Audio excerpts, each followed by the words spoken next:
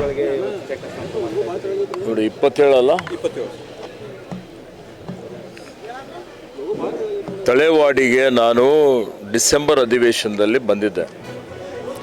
ಅಧಿವೇಶನದಲ್ಲಿ ಬಂದಂಥ ಸಂದರ್ಭದಲ್ಲಿ ನಾನು ದಾರಿಯಲ್ಲಿ ಇಬ್ಬರು ಮಹಿಳೆಯರು ತಲೆ ಮೇಲೆ ದಿನಸಿ ಹೊತ್ಕೊಂಡು ಬರ್ತಾಯಿದ್ರು. ನಾನು ಕಾರ್ ನಿಲ್ಲಿಸಿ ಅವರಿಗೆ ಕೇಳಿದೆ, ನೀವು ಎಲ್ಲಿಗೆ ಹೋಗ್ತಾ ಇದ್ದೀರಿ ಅಂತ. ಅವರು ಭಾಳ ಆತಂಕದಲ್ಲಿದ್ದರು. ಸಾಯಂಕಾಲದ ಸಮಯದಲ್ಲಿ ಒಬ್ಬ ಮಹಿಳೆ ಹೇಳಿದರು, ನನ್ನ ಮನೆಯವರು ಹುಲಿ ದಾಳಿಯಿಂದ ಮೃತಪಟ್ಟಿದ್ದಾರೆ.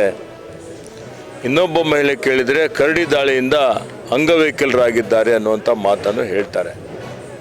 ಇಲ್ಲಿಗೆ ಬಂದಂಥ ಸಂದರ್ಭದಲ್ಲಿ ತಳವಾಡಿ ಅರಣ್ಯವಾಸಿಗಳ ಜೊತೆಯಲ್ಲಿ ನಾನು ಸಂವಾದ ಮಾಡಿದೆ. ಆ ಸಂವಾದದಲ್ಲಿ ಶಾಸಕರಿದ್ದರು, ನಮ್ಮ ಹಿರಿಯ ಅಧಿಕಾರಿಗಳಿದ್ದರು.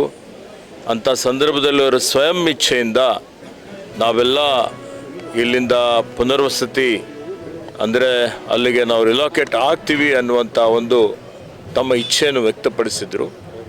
ಅವರ ಇಚ್ಛೆಗೆ ಅನುಗುಣವಾಗಿ ನಾನು ಬೆಂಗಳೂರಿಗೆ ಹೋಗಿ ಸನ್ಮಾನ್ಯ ಮುಖ್ಯಮಂತ್ರಿ ಸಿದ್ದರಾಮಯ್ಯ ಸಾಹೇಬ್ ಜೊತೆಯಲ್ಲೂ ಚರ್ಚೆ ಮಾಡಿ, ಕ್ಯಾಂಪಾ ನಿಧಿಯಿಂದ ನಮ್ಮ ಹಿರಿಯ ಅಧಿಕಾರಿಗಳ ಜೊತೆಯಲ್ಲಿ ಸಮಾಲೋಚನೆ ಮಾಡಿ 5 ಕೋಟಿ ರೂಪಾಯಿವರೆಗೆ ಹಣ ಬಿಡುಗಡೆ ಮಾಡಿ ಇವತ್ತು ಇಲ್ಲಿ ತಳೇವಾಡಿ ಗ್ರಾಮದಲ್ಲಿ 27 ಜನರಿಗೆ ಪುನರ್ವಸತಿ ಮಾಡುವಂಥ ಒಂದು